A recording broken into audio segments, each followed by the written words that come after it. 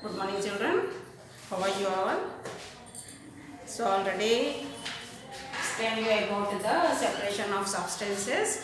In this lesson, I explained you different methods of separation of substances. What I explained in this chapter is hand picking, winnowing method, filtration, decantation, and sieving and filtration method. I explained you. Even crystallization method also I explained you. Now here we will know about the sublimation method. What is a sublimation? What is a sublimation? Now here I will explain you by using some of the apparatus. Here I will use apparatus. Take a conical flask. Take a burner, Bunsen burner, and keep the stand.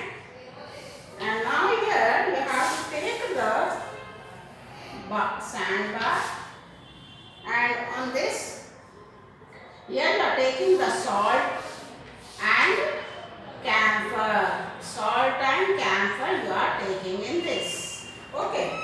Sand and camphor you are taking in this. Invert a conical flask. Invert conical flask on this and cover the mouth of the conical flask with the cotton. This is your apparatus. Here you are taking the cotton ball. Here you are taking a cotton ball. What is this? Conical funnel. You are inverting, and this is what you call it, china dish. It is called a china dish.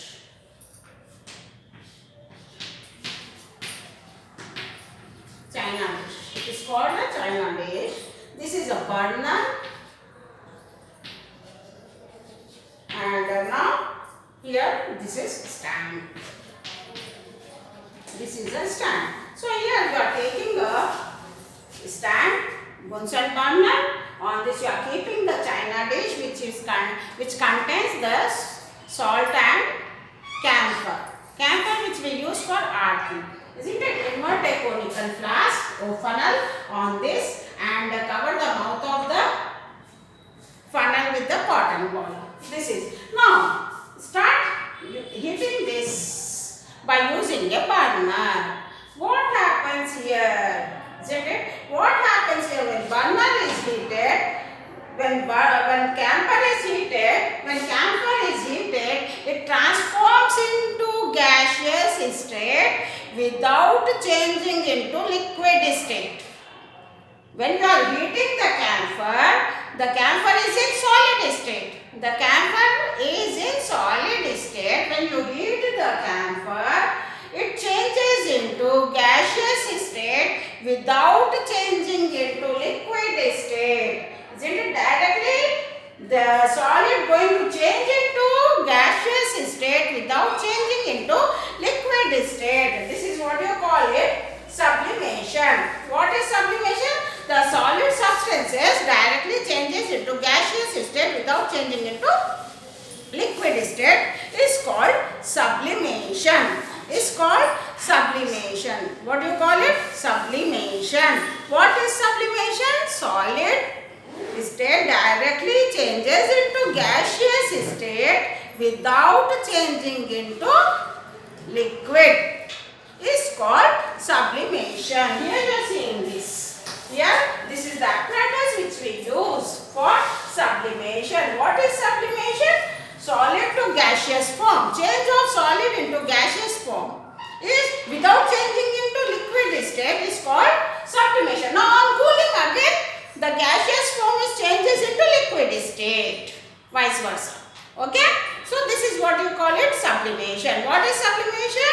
The process in which the solid directly changes into gaseous form without changing into liquid is called sublimation. Okay, children? Now coming to chromatography. What is chromatography? Another method. Chromatography. This is another method. Chromatography, separation of mixture. This is another method. is take a chalk piece. Take a chalk piece. Here you are taking the chalk piece.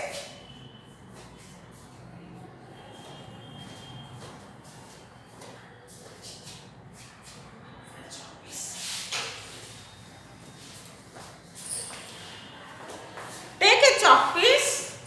Here you are taking a chalk piece. This is a chalk piece, isn't it? In the curved surface of the chalk piece. See here, you are taking a chalk piece. On the curved surface of the chalk piece, apply the liquid ink. What you are taking? Liquid ink. Don't take ball pen ink. Liquid ink. Around the chalk piece, use a liquid ink only. Use a liquid ink only. Okay. Now, in a plate, take little water.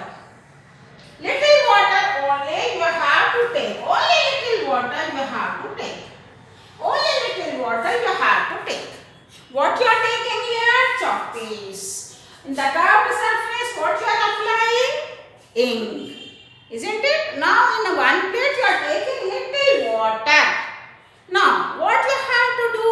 Keep the chalk piece in the plate containing water.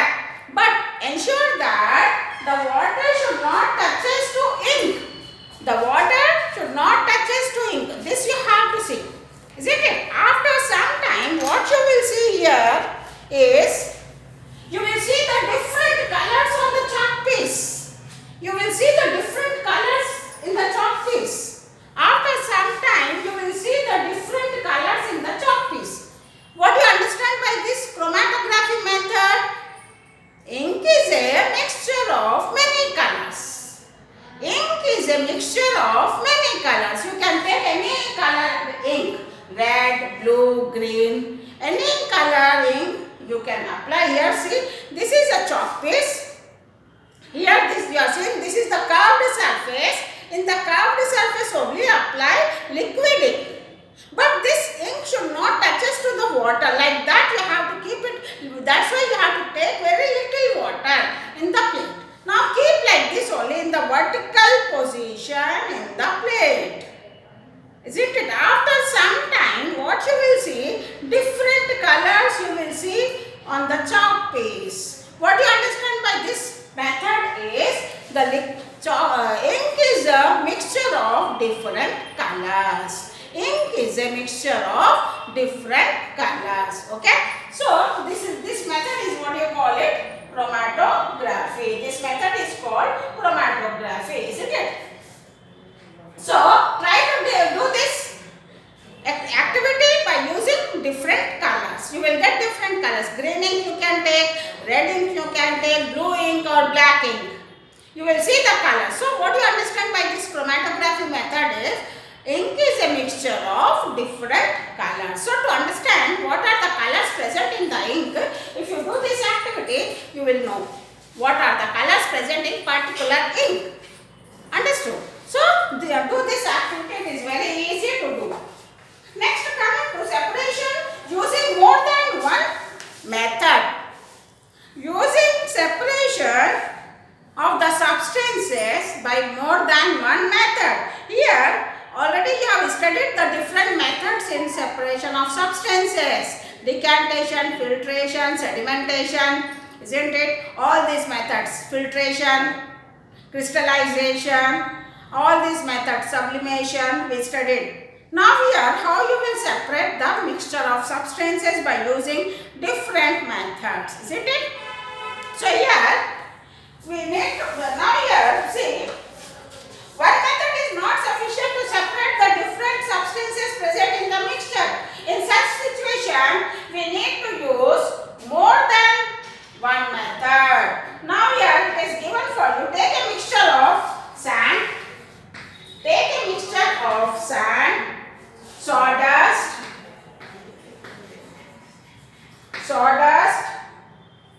and salt in a beaker. Now this is a beaker. Take the water, add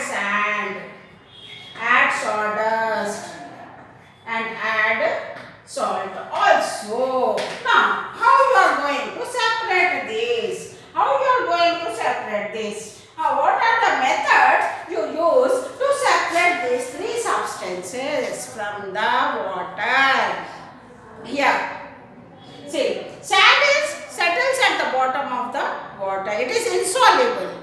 It settles at the bottom of the water. Understood? This you know. This you should know. And sawdust is lighter in weight. It floats on the surface of water or in the water. These are very lighter particles, fine particles of wood. It's called sawdust. Next, coming to salt.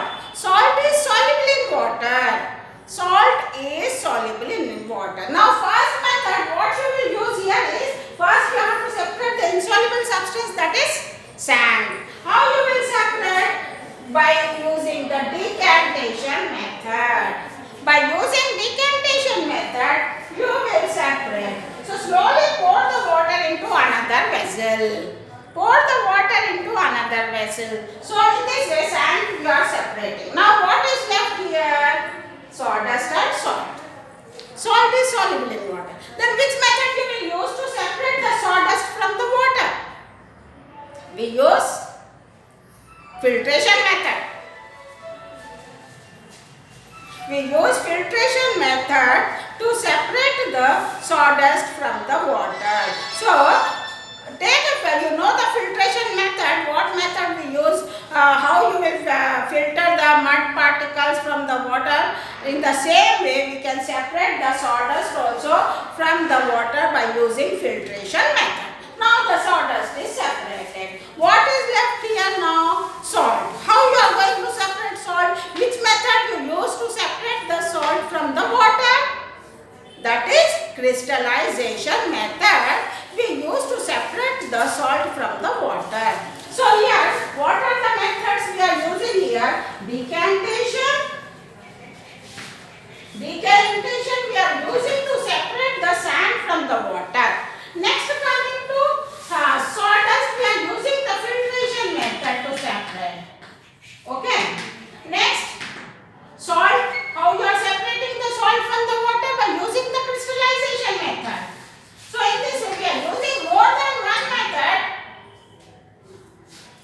for separation of the substances. We are using more than one method to separate the substances. Okay. So we are using decantation method to separate the sand from the water. We are using the sawdust to separate by using filtration method, and crystallization method we are using to separate salt from the water. How you will separate? What is crystallization method? Heating the water, salt water. Salt solution we are using, heat the water till full water will be evaporated, left behind is a crystal of salts. So in this method we are using, last method is crystallization method. In this way we separate the substances by using more than one method. Okay. So this is about the separation of substances which we use in our day-to-day life. In this, from this method, whatever I explained you, we use many of the methods in our day-to-day life to separate the substances. Tea from the tea leaves from the tea, we use sieving method, isn't it? So filtration method. In this way, we use many more methods for separation. Husk from the wheat flour, sieving method we are using. So we are using different methods in our day-to-day life to separate the substances. Thank you. Have a nice day.